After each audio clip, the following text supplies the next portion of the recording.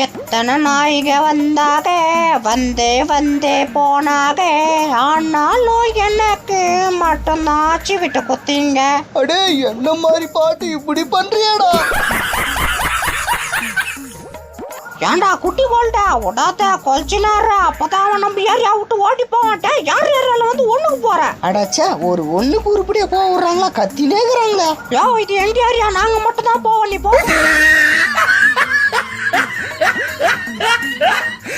ஏண்டா பால் குட்டி ரமேஷா, உனக்கு என்ன திமிரு இருந்தா நான் கிளீன் மந்த்ல சவாரி செய். என்னப்பா சோறு வேணுமா? பெறலப்போ ஒரு வேளை சோத்துக்காக என்ன எல்லைக்கு ஒண்ணா போண்டா இந்த கறி.